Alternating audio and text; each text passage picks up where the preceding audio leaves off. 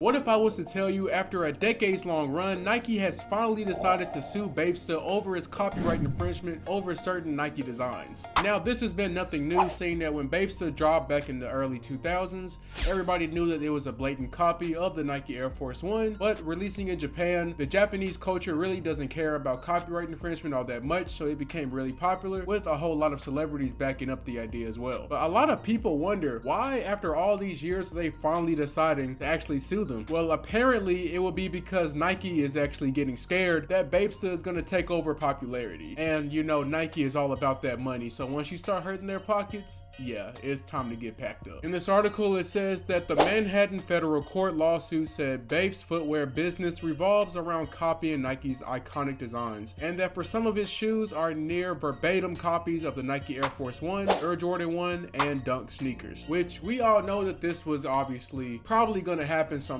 soon, and we all know that Bapes are basically a blatant copy of the Nike Air Force One and other models. But I wonder, would they have really cared if they had just stuck to the Air Force One, or is it because they moved on to Jordan 1s and the Dunk designs that they are actually moving forward with this lawsuit? The article also says that Bape's copying is and always has been unacceptable to Nike, and because Bape's infringement has recently grown to become a significant danger to Nike's rights, Nike must act now, as the lawsuit said. And like I said, once you start hurting the pockets, Nike isn't going to mess with that no more. Now, do I think that Nike is going to win this lawsuit? Of course they're going to win. It's pretty obvious that, you know, these are direct ripoffs. They actually have a diagram of the Nike trademark design next to the genuine Nike product and the Bape's infringement product, and they're basically one-to-ones with a few design choice changes in between there. But this also comes no surprise to anybody, as these have been on the shelves for about 20 years now. But honestly,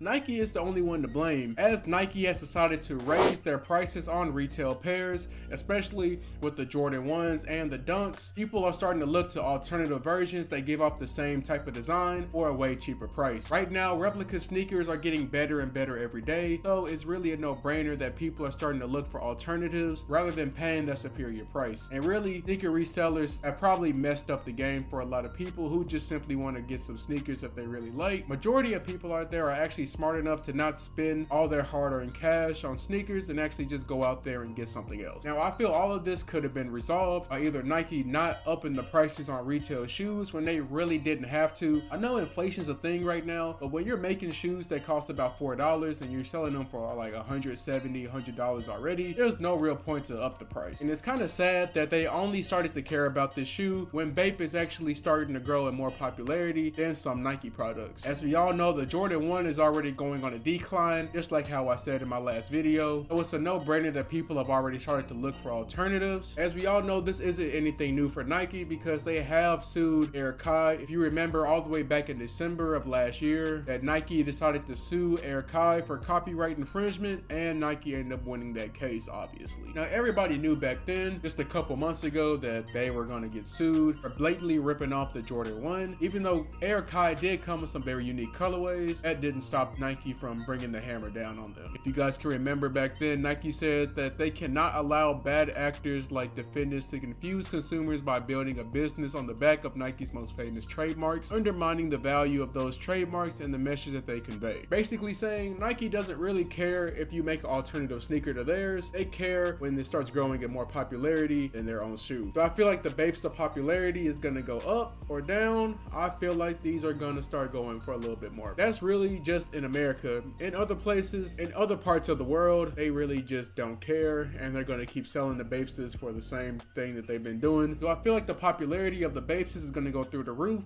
I, genuinely speaking, have no idea because I just don't typically dabble in those because I've never really just been interested in it. But for those who have grown a liking to the Bapeses, I recommend you get your hands on pairs now before Nike decides to pick them all up, or these resellers get their hands on them and start marking them up 10 times what they used to go for. But with that being said, that's going to do it for this video, and I will see you guys in the next one. Peace.